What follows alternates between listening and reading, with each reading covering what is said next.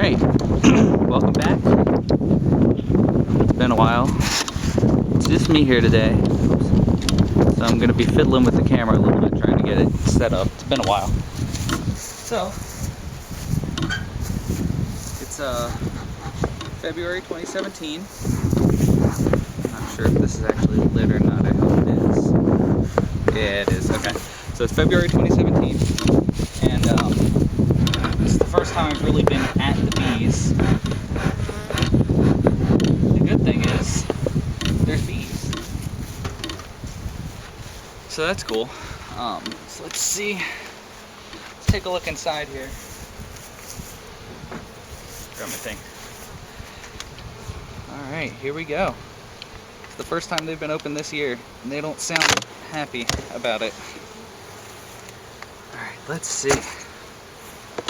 I'm excited. I've been looking forward to this for a couple days. It's a nice day today, so I'm able to do it. And you know what I'm going to do? I'm going to go ahead and smoke underneath here. So they seem pretty active.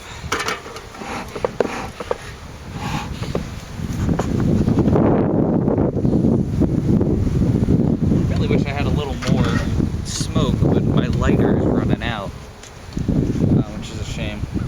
Now, I was stupid, and I have a audiobook playing in my ear. Let's see if I can stop it. Ah, perfect. So now I can focus. Alright, so we have bees. That's exciting. No smoke. It's not as exciting. I'll have to give it a try and see if I can fix it. But let's take a look. I'd like to see the cluster. I'm a little worried because it's been such a mild winter this year. I'm a little worried that they might be ramping up for spring, and I have the sneaking suspicion that we're going to get a lot more snow soon. So it would be nice if they weren't ramping up for spring, but we'll see. I also brought pollen. I was going to give them a little pollen patty today, but we'll see. See how it goes. So this one is really just for space and to see how their stores are doing. How does that be? Okay, alright. It's not bad. I didn't really expect there to be too much in there. Excuse me, ladies.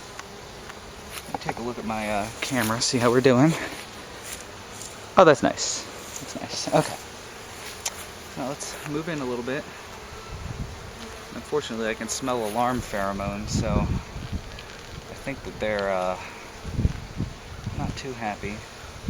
For those who might not remember, these are the Russians, and these were a neat experiment that I wanted to do. Actually, my wife wanted to do them. Ooh, you're heavy.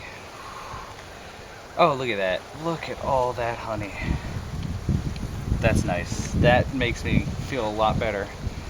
Oh yeah, I'm not worried about their food stores. I did want to look and see. Whoops. I don't see any hive beetles. I don't see any evidence of wax moths or any sort of pests, so that's good. I'd like to get in here and take a look at the brood cluster if I can, if there's any brood up on the top here. Technically there shouldn't be, but we'll see. Excuse me, excuse me.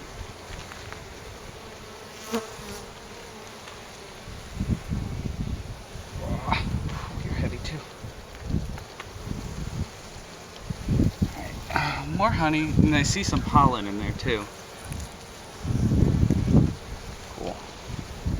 Take a look at the side. Oh, look at all that pollen. Let me see how this looks. Can we see? Yeah, kind of. Look at all that pollen on there. That's nice. It's all bright yellow too. I wonder what that is. I think right now, I really hope the camera can pick me up.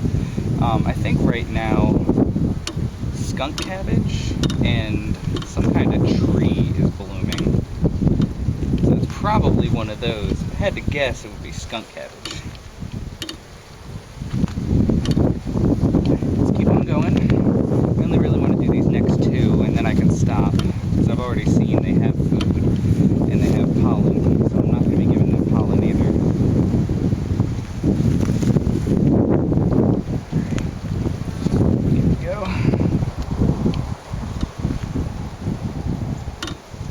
up. Oh, we got babies. Got a lot of babies, actually. I want to make sure the queen isn't on here before I bring it over to see. Or maybe I want to make sure the queen is on here so that we can see her.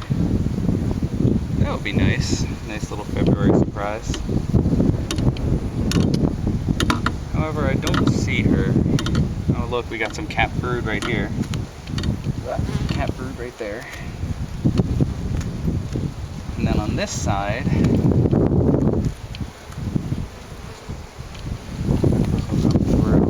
doubt it, but if you look down on the bottom, you see, I'm not sure how well that comes in, but there's a lot of larvae down there. So you know what, let's keep going. Let's go on a queen quest. See if we can find our queen. She should be fairly easy to see. If I remember correctly, the Russian queen has a white dot. That stands out pretty well. And the buckfast queen, who's in the other hive, has a blue dot. Now the buckfast queen, I believe I'm going to be superseding her this year. Killing the queen, and then letting them make a new queen.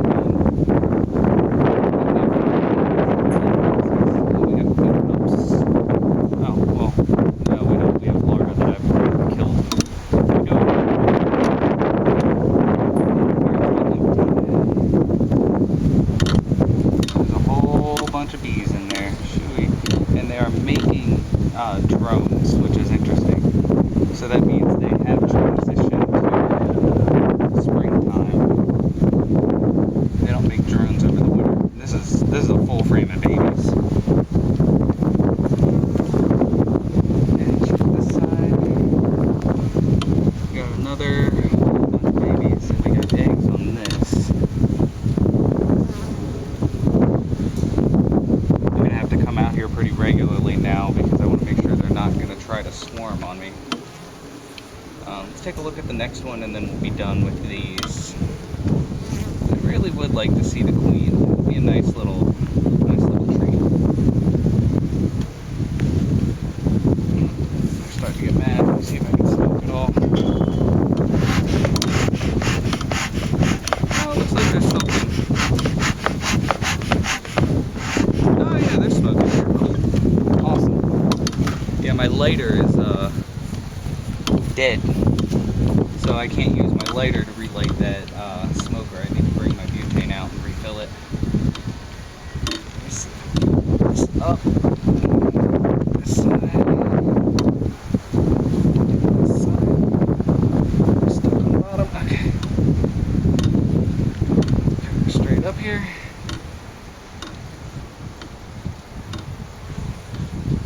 Dish up anyway. Okay. That's a lot of pollen. That's pretty. I think we got pollen on this side and honey on the other. Yeah. Oh, there's some larvae here too.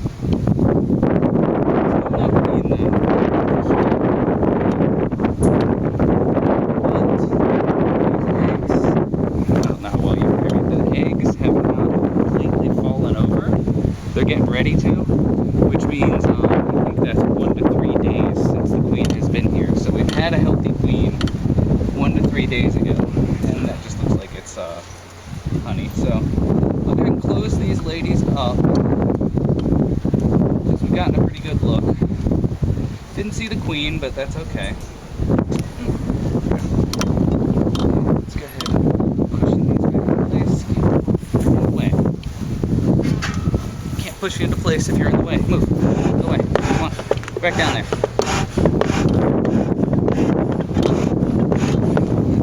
Oh, hey, check it out. It's a larva. Very squishy larva. Well, I was going to show it to the camera, but it just sort of fell apart and died, so. Seriously, you need to not be here. You need to just go back down there. Get out of here, come on. Get out of here. Get out of here, come on. Yeah, these, yeah.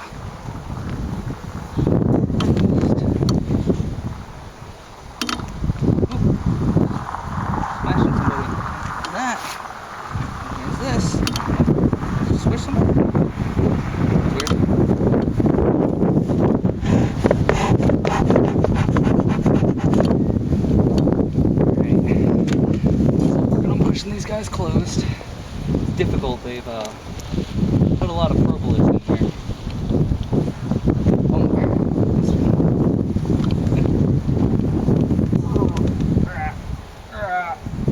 And okay, that's in. So now we'll pick this up. Oh look, I dropped a larva there. And they are, I guess, eating it to clean it up. I don't know, you can see their little tongues. Maybe you can't, I can. Okay, so we're gonna close this up. Call this one done.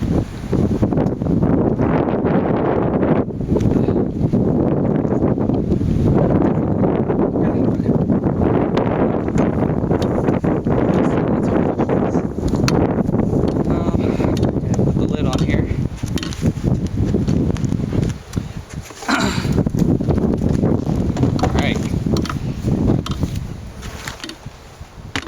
So there's our Russians.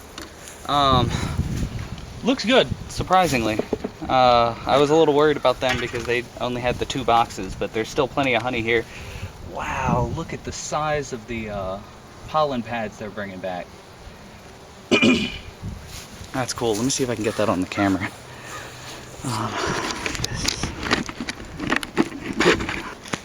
There we go. Okay, sorry about that. I wanted to come down here and see if we could get any of these bees with pollen, because they got a lot of pollen. And I don't see any now. There's one flying. We'll just keep a look at the entrance here. See if we can see anybody. There's somebody coming up right here. I don't know how well you can see. Just so much pollen on those back legs. There's another one up there. Where'd he go? There he is. Just so much pollen. Alright, I'm gonna reset up for the we going? We going. Alright. Sorry about that. It's difficult operating the camera in close. Alright. Now we're gonna take a quick look at the buckfast, and I'm not gonna take this upper box off. I'm gonna leave it alone. Just because there's no real reason to right now. So we'll see what we see.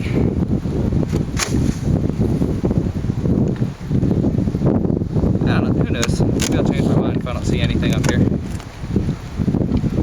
Alright, so we got bees. That's good. And you can see right away that we got plenty of honey up here. You can actually see right here, this is full, this is full, this is full. This one might be empty. I wanted to see how much they used over the winter. So far, anyway.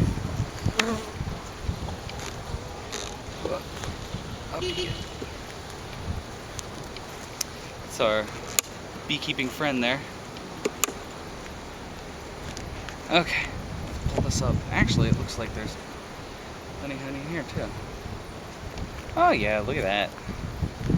So this has got liquid honey in it, a nectar in there, and that's got a little bit of nice honey right there. See a bunch of bees down there. This one looks about 3/4 full. You know what? No. I'm just gonna leave it as is. So my main goal today really was A, do we have bees? Which yes, we do. B, do they have food? Which yes, they do. And C, are they preparing for spring? And I think that they are. If they are, these guys probably are too. But I think that Russians have a larger spring buildup than buckfasts do. Not 100% sure. So, all of our questions have really been answered. So I don't see a reason to go too much further into this. It puts more stress on the hive, and you have the potential of rolling or killing the queen, and that's just not fun. So I'm going to close these guys up. I don't think they need pollen either. Based on what I saw there, these guys don't need any pollen because they have just tons. So the other thing, since this video is ending up a little shorter than I anticipated, I'm going to go ahead and pull this off of here. If I can figure out how. Like this. Like that. They don't like me being in their flight path. So I'm going to buzz. Alright, I'm gonna pull this off of here, and I'm gonna show a little bit of the winter setup. So we've got these things here. That's the